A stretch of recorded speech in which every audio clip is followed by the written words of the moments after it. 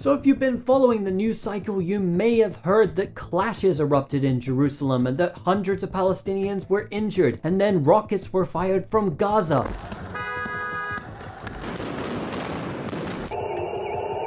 But what if I told you that yet again the mainstream Western press is not putting this story in its full context, and there's a lot more that has to be said about this issue. Now, the first notion to touch on is the language that is being used by the mainstream press in its reporting that clashes erupted in order to sort of make it seem like it's a two-sided thing, when in fact on Friday night Palestinian worshippers in Masjid al-Aqsa, which is the third holiest site to Muslims during Ramadan, were attacked during prayer when they were praying at a holy site.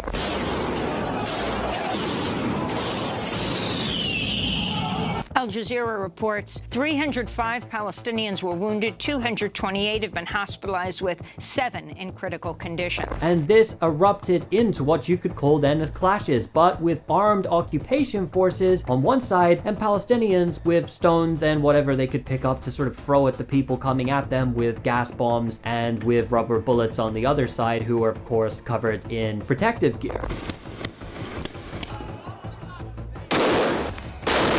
And this is what resulted in hundreds of injuries. And then of course this happened the following morning as well. And then on top of that as well, on Monday there was another eruption of violence which resulted in around 550 injuries all up, with 330 people being hospitalized as a result of it. But this issue didn't even start there. This issue started at the beginning of Ramadan, when Israeli occupation forces had been putting restrictions around the site, and of course as well during this time they actually attacked Palestinian worshippers, Christians, at the Church of the Holy Sepulchre, and ignited tensions there also. And going back 2 weeks to a protest of far-right extremist Israeli settlers who took to the streets screaming "Death to Arabs" amid violence that had been taking place in the city between Palestinians and Jewish Israelis.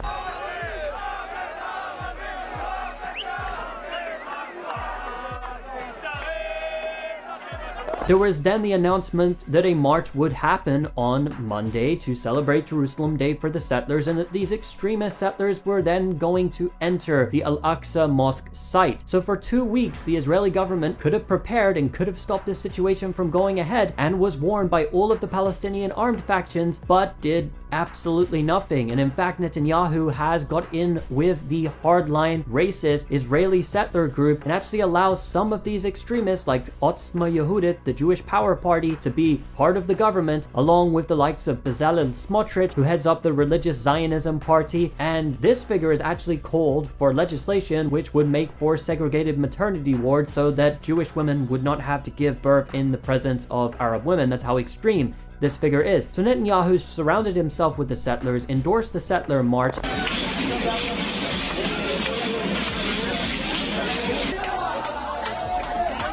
And then, after Israelis would not stop, despite the international condemnation, the process of evicting Palestinians from their homes in the area of Sheikh Jarrah inside of East Jerusalem, then we saw the violence erupt.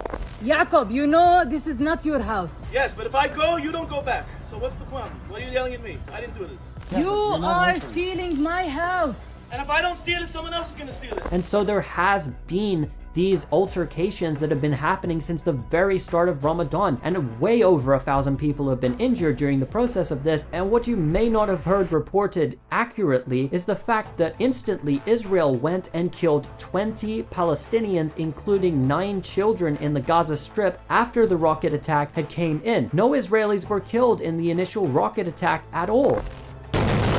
This morning, explosions in Gaza, smoke and flames rising from multiple blasts. And so this narrative that the Palestinians are just the irrational ones who are just violent and are getting violent at a mosque and are clashing with Israeli forces is really something disingenuous. There's a long history behind all of this. There's an ongoing occupation which has been in place since 1967. There's an occupation of the West Bank, the besiegement of the Gaza Strip, and of course international condemnation and pressure coming in upon Israel at the same time, with an ICC, International Criminal Court, investigation into Israeli Israeli war crimes and Palestinian war crimes, by the way, but the Palestinians welcome it and the Israelis, of course, reject it, which may be posing sort of a little bit of a PR threat for Israel, along with the fact that one of the top human rights organizations on the planet, Human Rights Watch, and that B'Tselem, the top Israeli human rights organization, just called Israel an apartheid regime, and the fact that Israel is probably going to go to a 5th round of elections within 2 years, and Netanyahu is trying to hold on to power in order to save himself politically and even perhaps from going to jail because of the ongoing corruption